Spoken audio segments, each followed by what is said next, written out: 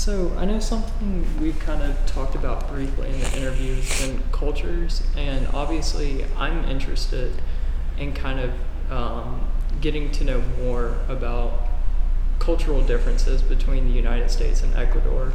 I've never actually been to Ecuador, so I'm curious. So how are the two cultures different? Where to start? Well, I would say that for starters, here in the US, it's a lot more individualistic, which has its upsides and its downsides. And back home, there's a lot bigger emphasis on family rather than the person, like individual person. So, especially the extended family, you can really tell the difference because it's such a smaller country as well. Everything's just closer. And a lot of people never move from the bigger cities. So I live, I don't know, within a 5-mile radius of all of my extended family to the third degree. So, and I can think of, off the top of my head, at least 40 people who are like directly related to me, at least in like aunts, uncles, grandparents, who would come help me with anything I could need. So in that way, I guess there's a bigger safety net you have around family that is lacking here. I guess also just because of geographical, size. If like I'm here in North Carolina, my brother goes to college in New Jersey. I mean, if I ever need anything, I know I can call my brother, but there's not a lot of stuff he can do from New Jersey to help me. If he's 2 miles away, then it's a lot easier. So there's that comparison, but I would probably go with that as the biggest element of difference there. And I'm kind of interested politically and religiously. How is Ecuador different? Is there more uniformity? And kind of how is our politics? Are they talked about in public? I know you mentioned with the Yes. bar ethics that that's part of the reason you enjoy it. Yeah, so there's, again, very different. So in Ecuador, around, I think it was 85%, and it's decreasing over time, but 85% of the population is Catholic. And here, well, it's very different.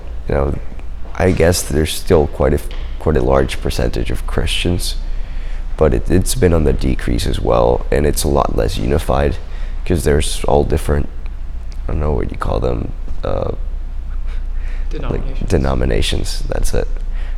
So there's no really unified religious force. Honestly, religion doesn't affect politics that much back home. There's some topics in which it does. For example, abortion, like that's in the same way it does here, I guess.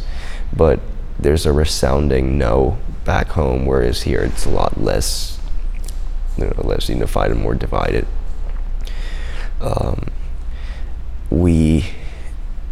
And politically, unfortunately, Ecuador doesn't really have a strong constitution or branches of government or checks and balances. And like a lot of South American countries, it's quite politically unstable. Because here in the US, you've had one constitution and just amend it as needed, and have done so for, I don't know, I guess almost 300 years now. But in Ecuador, I think it's our 18th constitution. Yeah, they changed it quite a bit. So the latest one was 2010, I want to say. So the constitution changes quite a bit. At the moment, there's 5 branches of government, and the executive oversees all of them. So there's no real checks and balances.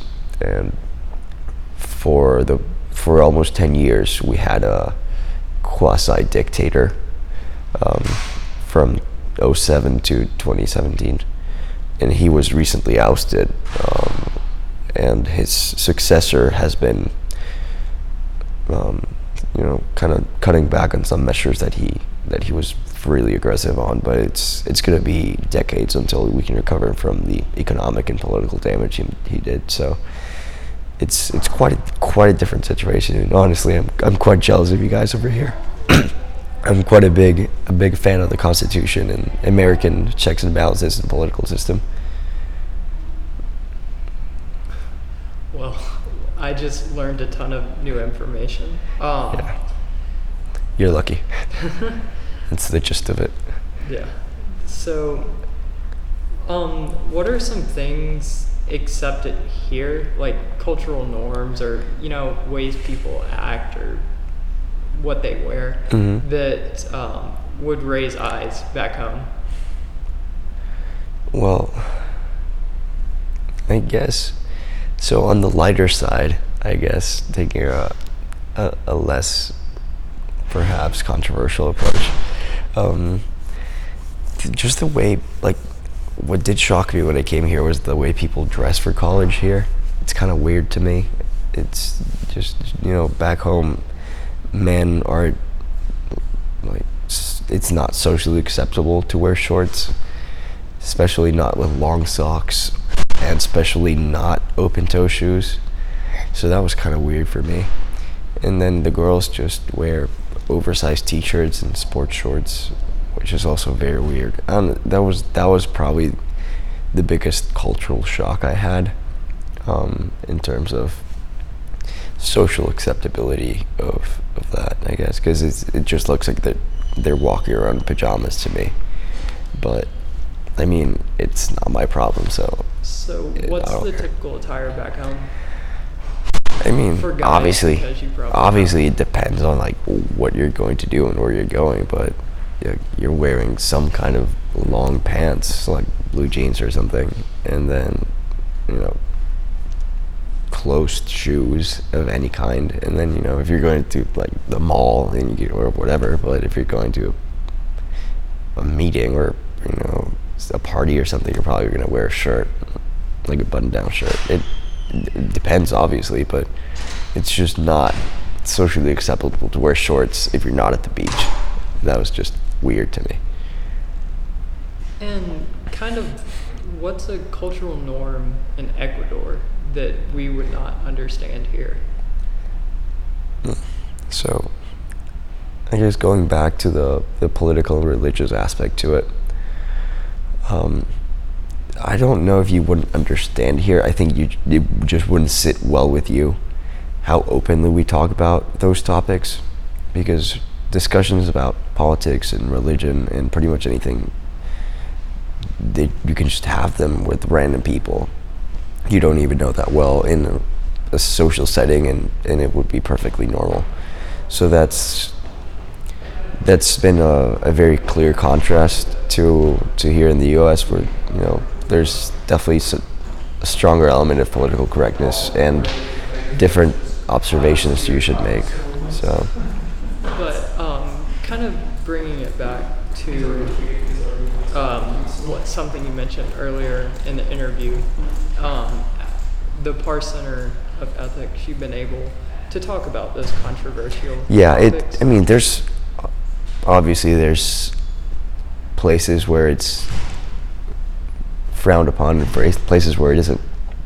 I've found one of those places in the Parr Center, thankfully, but I could talk about a lot of this stuff with you, for example, or with other friends of mine, and that would be perfectly normal. It's just, I guess it's a matter of how widespread those places and situations are. That's the difference, I suppose.